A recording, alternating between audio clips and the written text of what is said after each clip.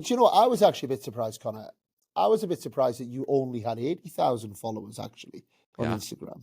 Yeah, because you're everywhere.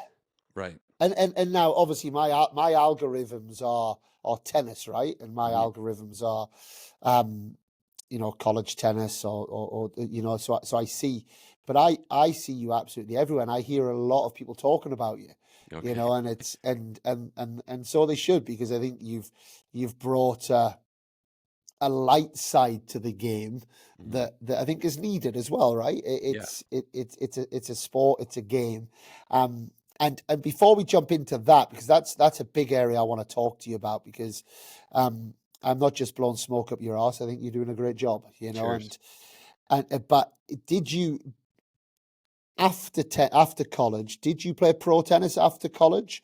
And kind of what was that bit, that kind of 10-15 year period? How did that look after college? And if you didn't play pro tennis, why not? Yeah. So I wanted to play pro. I got the ATP point before going to college, and then decided to go play college. And then in college, I had in my junior year, I had a really bad knee injury, Okay. and I had to get knee surgery, and then that led to some pretty self-destructive behavior. I was pretty depressed from that, and Yeah. didn't do a really good job of bouncing back. Ended up transferring from Ohio State back to play Canadian college. And Okay. while playing Canadian college, I mean, I didn't lose a match, but it wasn't the real deal. It wasn't the real thing. Yeah.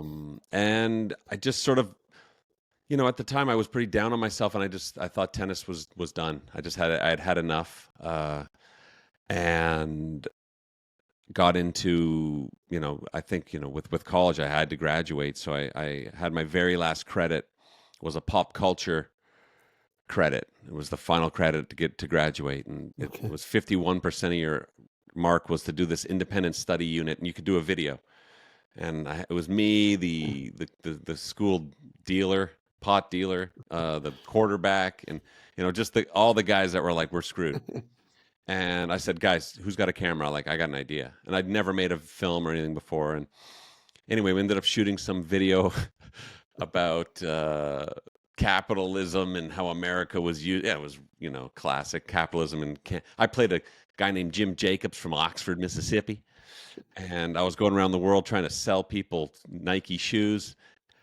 Just got it in. And then found out I had an A plus. And the teacher said, come see me. And I went to see her at her office, and she said, "You should get into film. I think, the guys said that you directed that." And I was like, "Can you get?" I didn't know. I didn't even know film was a thing. Like, Yeah. I was coming down off tennis. I just thought I would drift, and so I got into film. I went into film school. I did a film certificate at a film school, and then I went into improv at the Second City, which is a big improv thing in Canada. From there, long story short, I had a movie in Sundance that I acted in and wrote, and then I just became a TV writer for comedy and spent the last 15 years writing comedy. Wrote for Vince Vaughn for quite a while, and Oh, wow.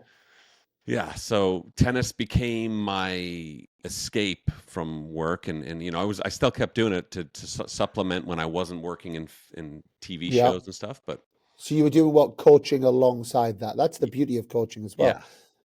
Yeah, And no, I and, think, and and and coaching made me fall back in love with tennis because now I was helping people do it, and I got to share my cautionary tales with players, and yeah, yeah, because when I had a little look around, I came across a 2014 sketch, okay, uh, as in on as in YouTube. okay, yeah, Yeah, where yeah, you were, I think some guy was spelling something out, and you yeah, were acting in the background, and then I'm told you were in a highly rated movie called Blackberry in oh yeah, 2022 as well. yep. I was in that. Yeah, I've just had a lot of tennis friends, or sorry, friends in the film world, uh, that know me as the tennis guy. So I was the tennis guy in the movie Blackberry.